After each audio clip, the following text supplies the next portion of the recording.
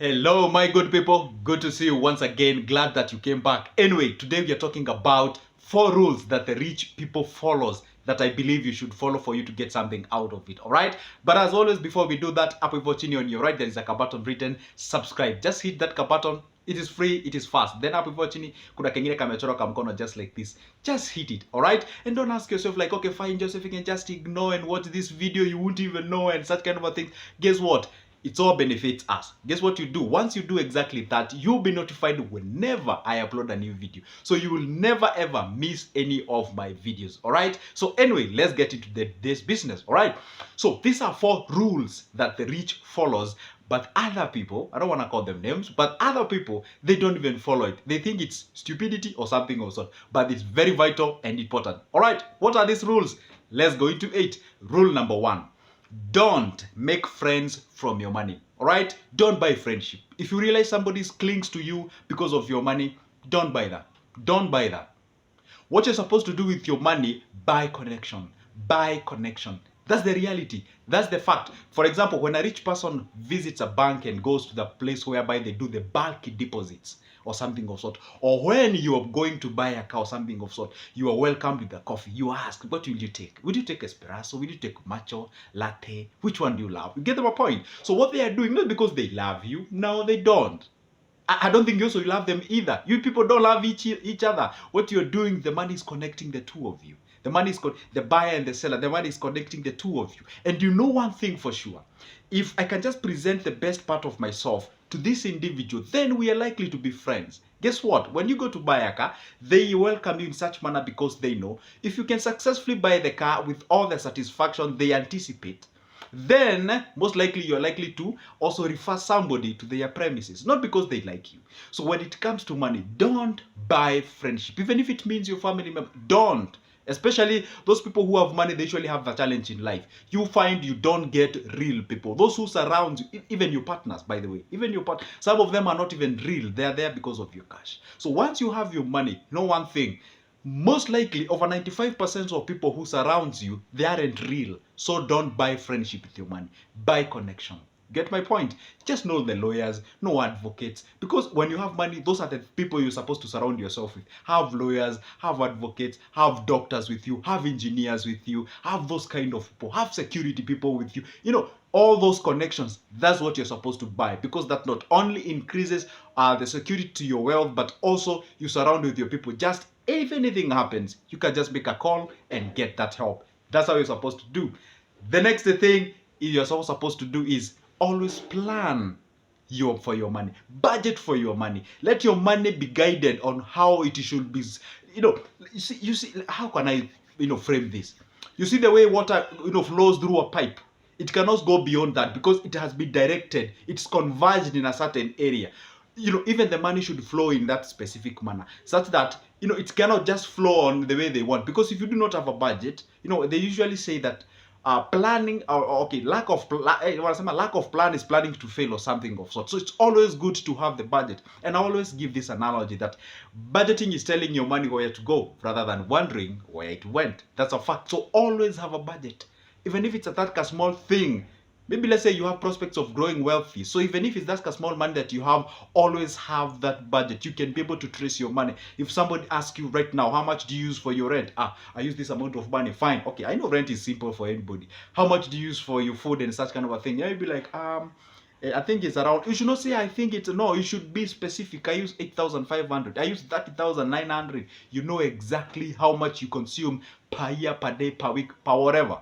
You know those mathematics. You know the numbers at your fingertips. That's a thing that you're supposed to have with your thing, all right? And the other thing that you're supposed to have with your money is to let you live below your means.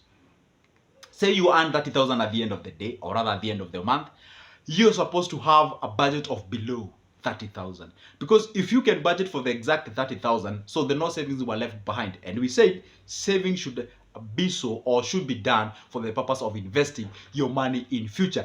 That is the thing that you're supposed to do in your money. All right, so always live below your means so that at least you can be able to move to the next level. Because if you can be able to consume, or if you consume all your money, then that means that you can be able to grow yourself. That's the reality. So at all the times, live below your means. All right, sometimes you may realize that living below your means simply means sacrificing some things. That's a fact. If you realize something is not at your reach, then that's a fact about yourself. So appreciate where you are and you move to the next level. The other point, always put your money on the go. That's a fact. Always put your money on the go. What does it mean? You're supposed to focus on investing your money. If you're this kind of a person who clings to money, you put it in your pocket on your bank where it doesn't make you anything. That means you're clinging to your money. You're not letting your money go. And if you let your money, let me tell you one thing. Money is more spiritual than it is physical. Money loves to interact. It loves to interact.